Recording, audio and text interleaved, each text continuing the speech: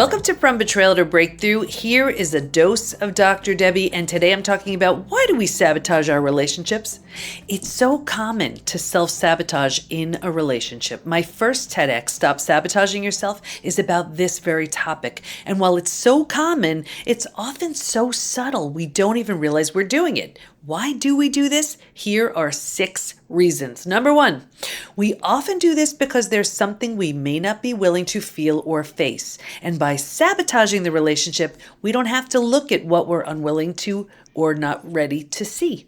2, we can sabotage in a relationship because old beliefs come up that we're not worthy, not lovable, not deserving of a healthy and happy relationship. We'll do just about anything to prove ourselves right. So if we subconsciously think, I don't deserve a healthy relationship, we'll sabotage it. 3, we can sabotage a relationship out of guilt. If we hurt someone in the past and haven't processed and worked through it, sabotaging a relationship is a way of punishing ourselves for our past. I see this in people who've betrayed someone they love. They may have moved on from the relationship, but the betrayer hasn't done the work to heal themselves.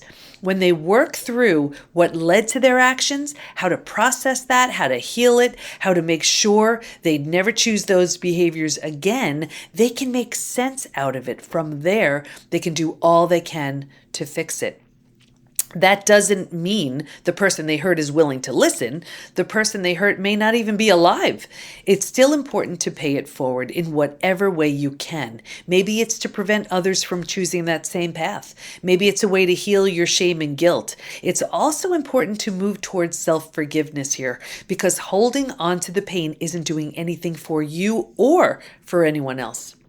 4, we can sabotage a relationship because on some level, we know it's not a fit, but we don't know how to address that, or we feel too scared to speak up about it. So instead, we may do things to slowly chip away at the relationship. This way, when the breakup happens, we can chalk it up to it just not working out and possibly even place blame on the other person instead of taking responsibility for the breakup.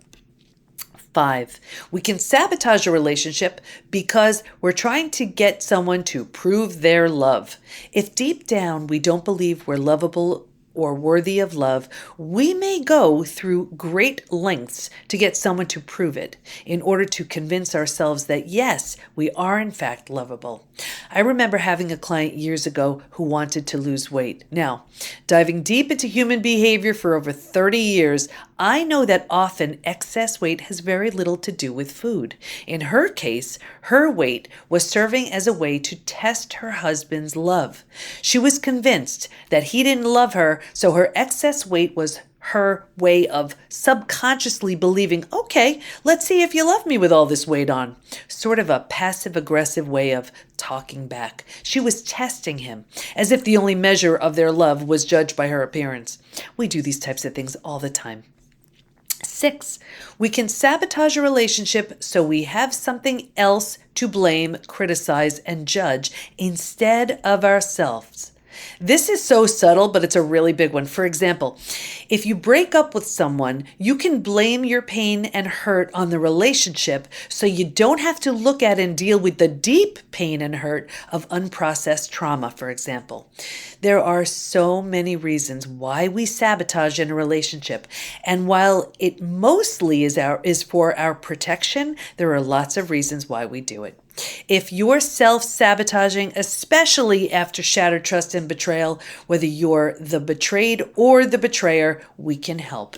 Go to the PBTInstitute.com and let's get you healed, happy, confident, and moving through it once and for all. And we have our Trust Again 2.0 program, which is a do-it-yourself 5-day deep dive on how to trust again. Our most popular Rise program, where you get to work with our certified coaches. They are all certified in helping you move through the 5 stages from betrayal to breakthrough, but they each have a specialty.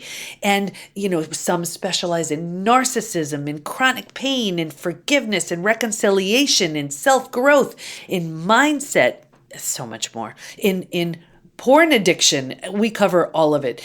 And we have daily classes. We bring in experts to teach master classes. I'm there doing group Q&A with the entire community. And at the highest level, there's the Transform program. And that's where you're working directly with me.